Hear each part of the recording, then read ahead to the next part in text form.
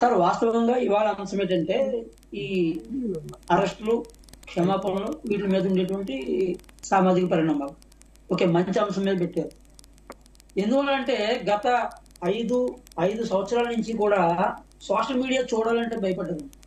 Total censor అండి. ఒక్క చోట కూడా సరైనటువంటి పదాలు లేవు. వాళ్ళు చెడిపోయింది కాకుండా మిగతా వాళ్ళు కూడా చెడగొట్టారు. సమాధానానికి ప్రతి సమాధానంగా చెప్పాల్సి వచ్చే చివరికి వీళ్ళు ఏట్రా బాబు అని భాష వచ్చిన వాళ్ళు కూడా భాష మార్చేలా చేశారు. అసలు భాష అంటే బూతులు భాష అనే విధంగా మార్చారు. అన్ని రకాలుగా చేశారండి. సరే విషయానికి వద్దాం ఒకసారి. ఇవాళ పోసాని కృష్ణమురళి గారు కానీ లేకపోతే మిగతా వాళ్ళు కానీ ఇవాళ క్షమాపణలోనే ఇంకోటండి వీళ్ళు ఉపయోగించిన లాంగ్వేజ్ ఏంటండి వాస్తవం. అసలు పోసాని కృష్ణమురళి గారు, శ్రీరెడ్డి, రామ్ గోపాల్ వర్మ లేకపోతే సోకాల్ వీళ్ళందరూ కూడా పాత్రదారులు, పావులు మాత్రమే. దీని వెనక జరిగినటువంటి క్రైమ్ సోషల్ క్రైమ్ అండి. రాష్ట్ర తిరోగమనం దీని వెనకాల జరిగింది. అంత లోతు స్థాయిలో దీని యొక్క విధానం జరిగిందండి. ఎందుకనుకుంటున్నారు? సోషల్ మీడియాలో ట్రోల్ చేసేవారు మీ వారు లేరా?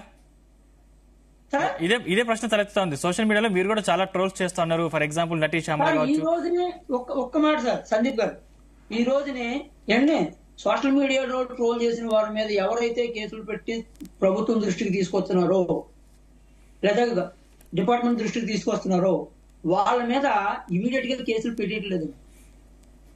ఆ ఉన్న వాటిని పరిశీలించి ఇది నిజంగానే హార్మ్ఫుల్ అన్నప్పుడు మాత్రమే వాళ్ళు కేసులు పెడతారు. కావాలంటే మీ డిపార్ట్మెంట్ చూడండి, మీరు మొత్తం మీ జర్నలిజం అందరికీ తెలుసు కాబట్టి.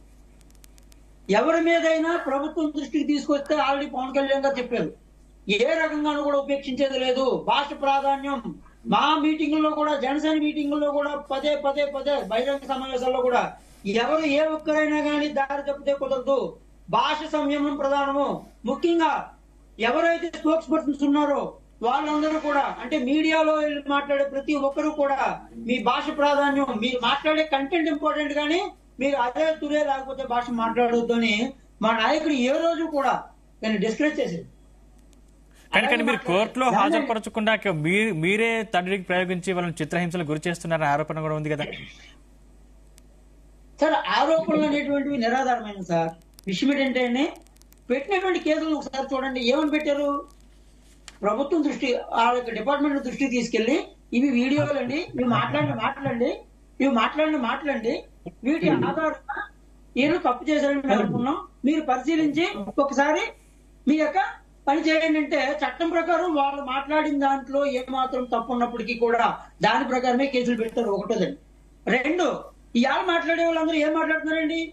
మామూలుగానే ఒక శ్రీరెడ్డి కానీ, ఒక పోసాని కృష్ణమురళి గారు కానీ వాళ్ళందరూ వాళ్ళు మీడియా ముందుకు వచ్చి మేము డబ్బుల గురించి, మా పిల్లల గురించి, మా ఫ్యామిలీ గురించి మేము ఇప్పుడు దాకా తప్పు చేసింది నిజమే అని చెప్పారు. వాళ్ళందరూ వాళ్ళకైతే తప్పు అని చెప్పారు. చట్టం ఇంకా తర్వాత నిర్ణయించాలి. ఫస్ట్ సెల్ఫ్ గా వాళ్ళు declared they commit to mistake. Social మీడియాలో మేము వాడకూడని పదాలు వాడాం. ఇందులో ఒక్కసారి సార్ వినండి ప్లీజ్. ఇందులో ఒక్కటి కూడా పోనీ ఇమ్మెచ్యూర్డ్ కదే. జన సైనికులు ఉన్నారు సార్, జన సైనికులు పిల్లలు, వాళ్ళు ఇప్పుడిప్పుడే నవనవలాడుతూ వచ్చేటువంటి దాంట్లోకి వాళ్ళు రాబోసోబం తెలియనటువంటి టైంలో వాళ్ళని రెచ్చగొట్టి ఎవరైనా కింద కామెంట్లు పెడితే వాళ్ళు పోసాని కృష్ణమురళి లాగా రైతులు కాదు, లేకపోతే వీళ్ళలాగా మెచ్యూర్డ్ ఇదైనటువంటి పర్సన్స్ కాని వాళ్ళు ఎవరైనా ఉండొచ్చు.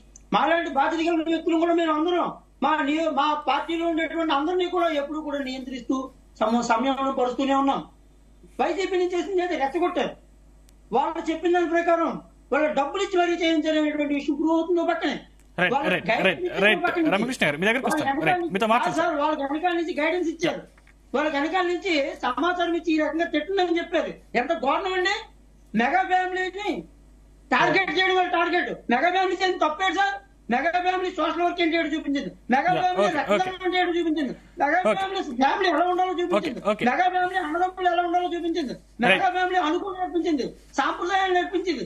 ఈ సమాజానికి చేసింది మంచే కానీ ఒక్క అంశం కూడా వాళ్ళు చెడు చేయలేదు. పవన్ కళ్యాణ్ డబ్బులు తెచ్చి ప్రభుత్వం ఎవరైతే గుర్తించలేదో ఆత్మహత్య చేసుకున్న రైతులకు డబ్బులు ఇచ్చింది.